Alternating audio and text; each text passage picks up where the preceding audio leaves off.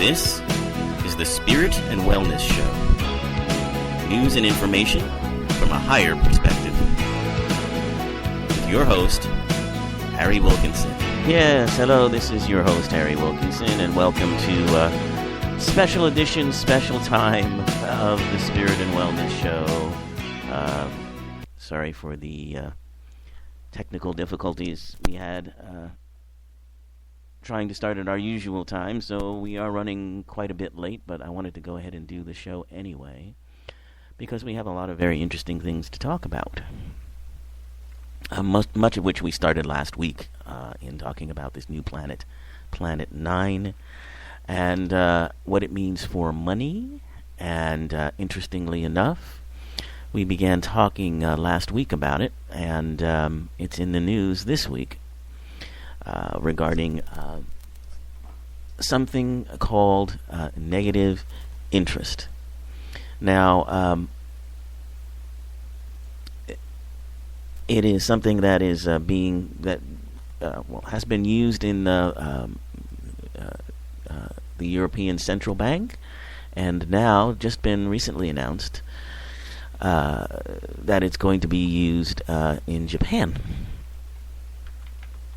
And what does this mean for economies, and what does negative interest really mean? And we'll get to that, but first, I want to go back and talk about this Planet 9 situation, because it really is an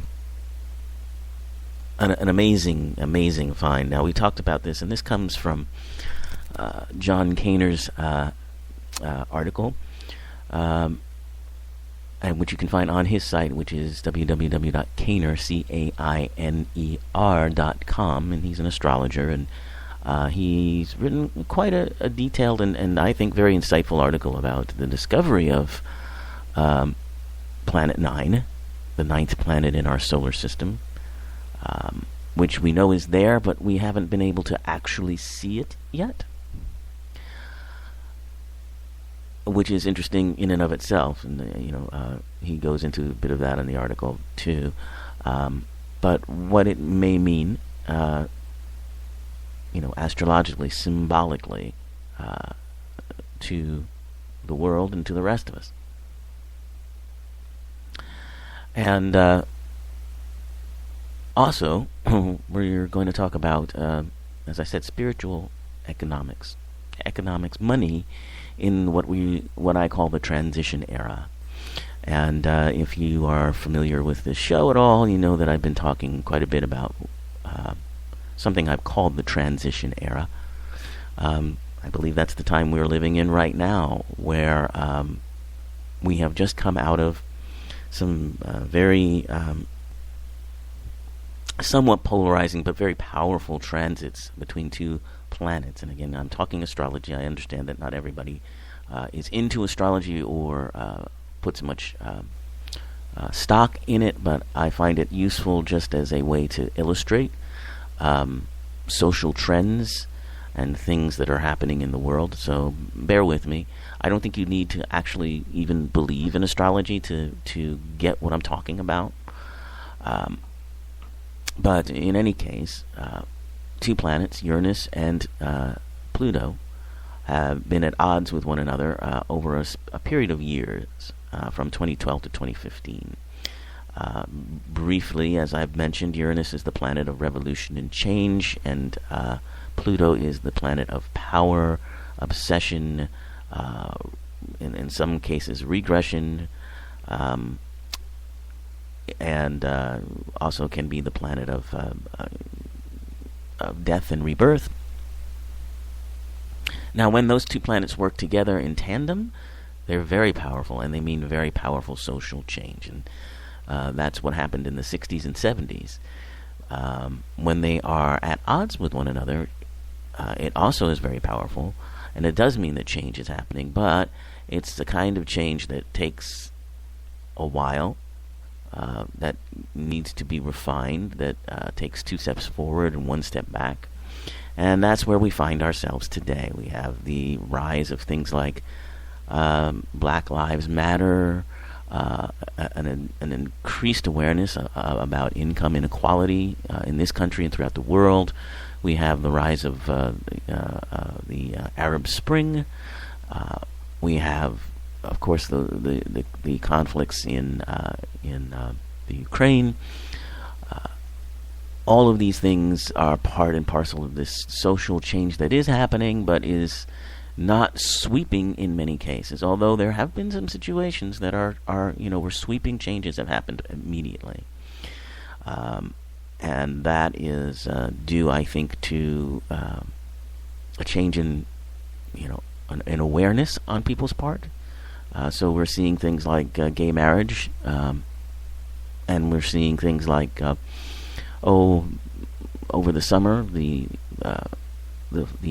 Confederate flag controversy, where a gentleman who sort of figuratively draped himself in the flag of the Confederacy, shot 9 people in a church in Atlanta, a black church, and this sparked such an upheaval that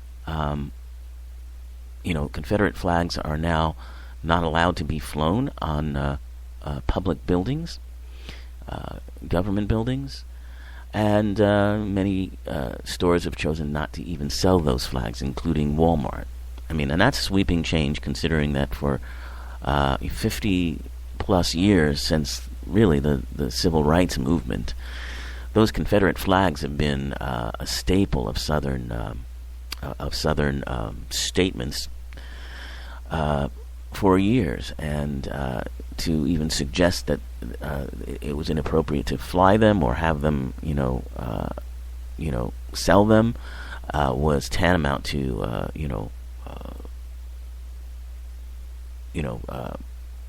treason. Now, of course, times have changed, people's awarenesses have changed, and easily that change has happened. So it just goes to show that change happens when people are spiritually evolved enough to do it.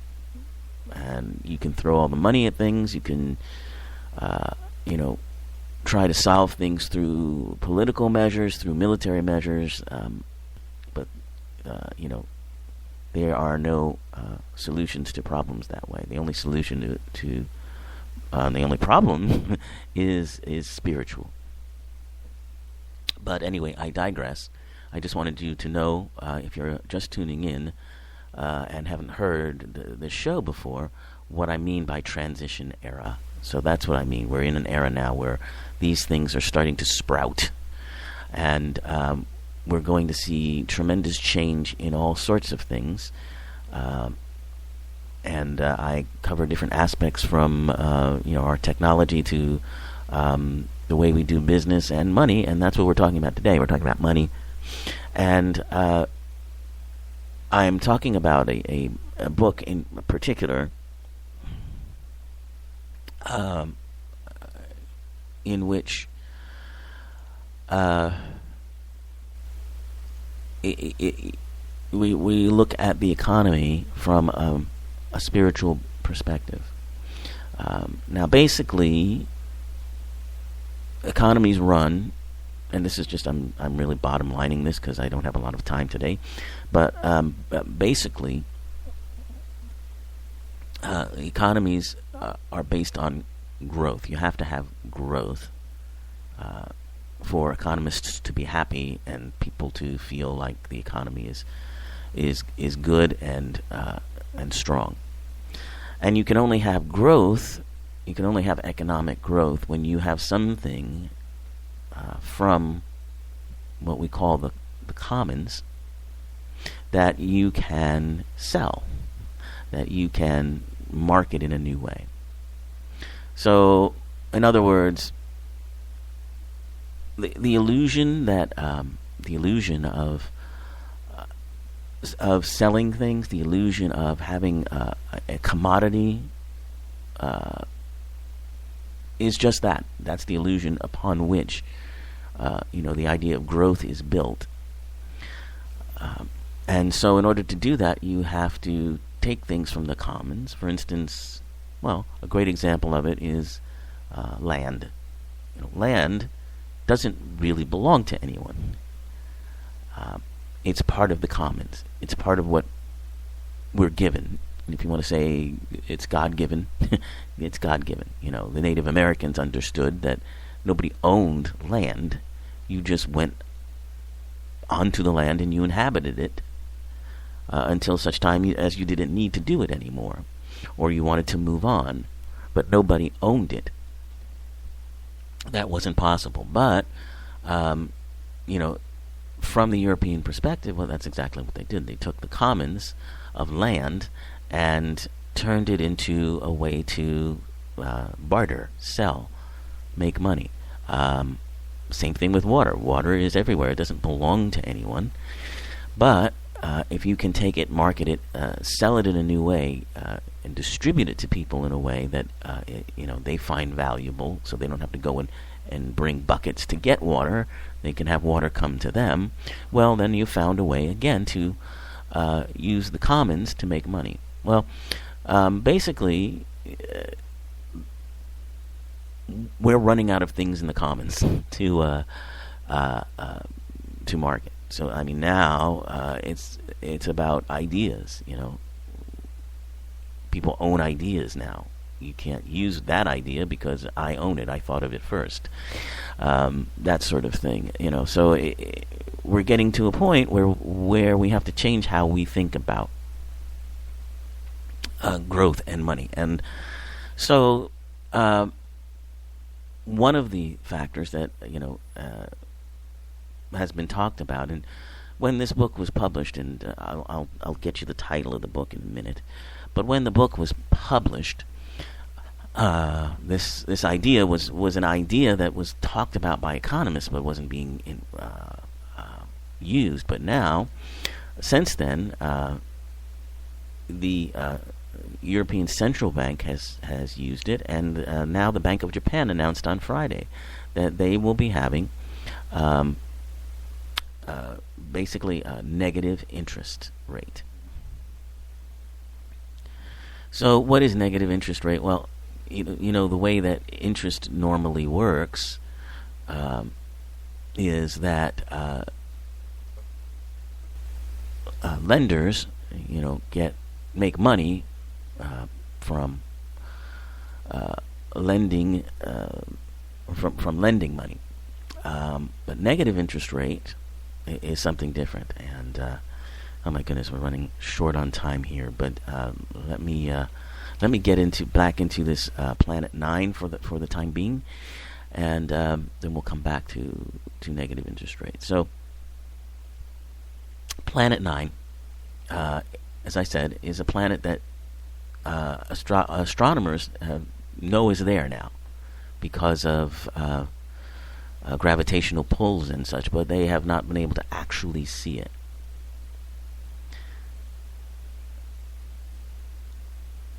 And so in Kahner's article, he talks about the symbolism of this.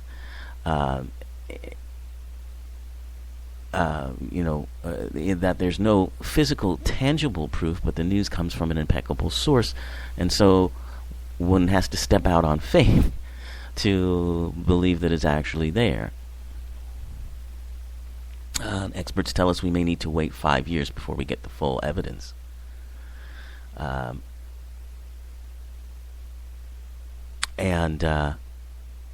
Interesting. He ties in David Bowie to this. David Bowie, the rock star who recently passed away, his last album was called Black Star.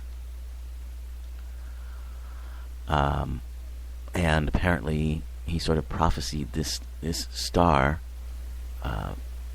which conspiracy theorists call Nibiru, a heavenly body that has a long 360,000-year orbit, and apparently was known to the ancient Babylonians, and is due to make a reappearance and apparently would cause the Earth's magnetic poles to flip and wreak havoc and chaos.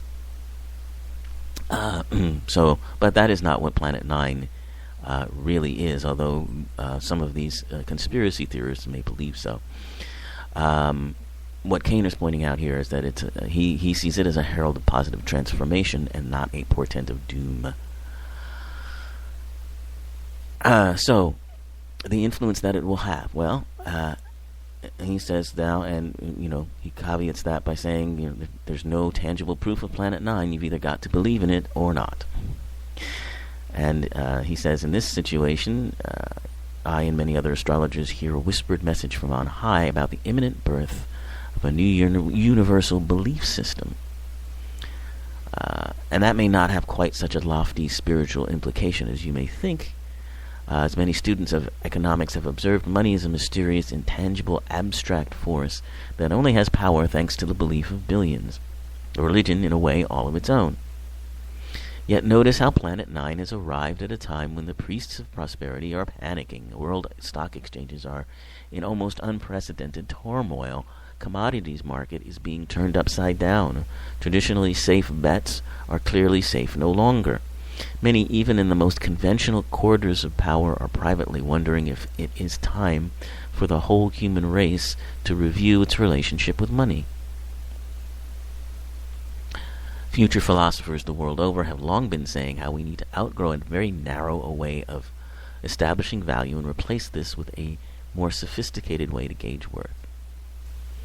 This planet, we astrologers feel, is telling us that the day to instigate such a change is nearer than we think.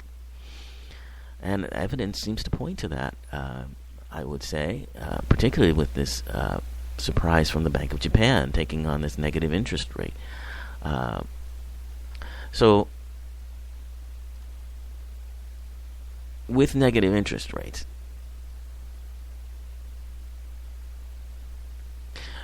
usually if you deposit your money at the bank, you make money. But now, if you deposit your money at the bank, you pay a penny each year for every dollar you deposited.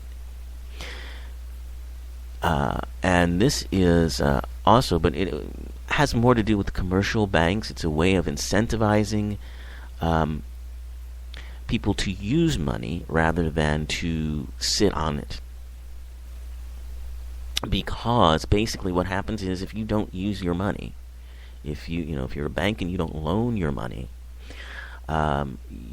loses value. And if you are borrowing money, the amount that you owe decreases over time rather than increases over time. So, the longer you owe the money, the less you actually are going to have to pay. So, this is one of the things that, many spiritual philosophers say is the heralding of the beginning of a change in how we see money. But more on that later. Let me continue with Planet Nine. So,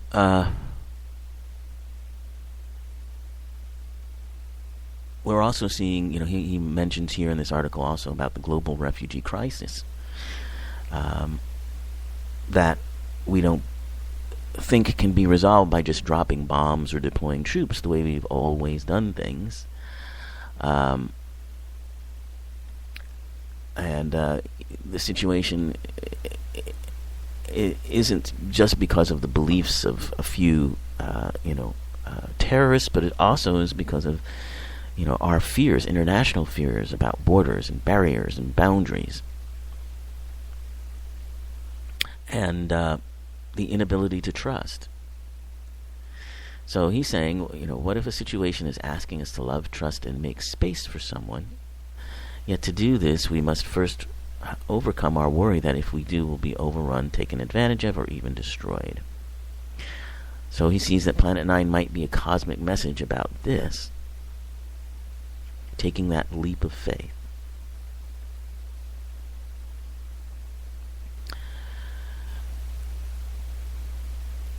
So,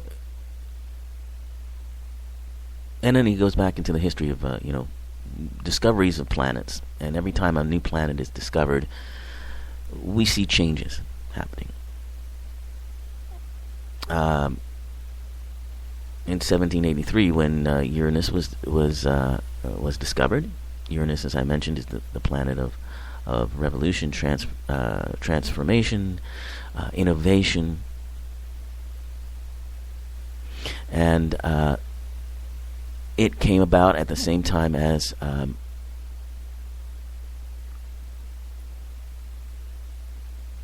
two French brothers built a hot air balloon and began the process which would eventually become, flight. And then in 1846, Neptune was discovered, and around that same time, photography and moving pictures began to emerge. So it's possible that this planet heralds some new technologies, new steps forward in human evolution. He kind of intimates that perhaps it might mean teleportation. But what he says is it certainly means we're all about to see the world change in wonderful ways we've never dreamed of. Planet 9, whatever it eventually gets named, moves too slowly through the zodiac to be an indicator of anyone's daily progress through life. And we're not yet sure of its orbit, but it may spend well over 2,000 years in some zodiac signs. That is a slow-moving planet. But it's not while it might not be an individual significator, it has an auspicious omen, suggesting that a generation of billions all over the planet may be destined to enjoy a far brighter future. Most potent and most welcome. So, great article from John Kaner on Kaner.com. Check it out. And we'll talk more next week about negative interest rates and what that might mean for us in a spiritual perspective. So, but for now, this abbreviated episode of Spirit and Wellness is coming to a close. And have a wonderful week. Be inspired. Keep your head up high. And look at the transformations around you. See you next week.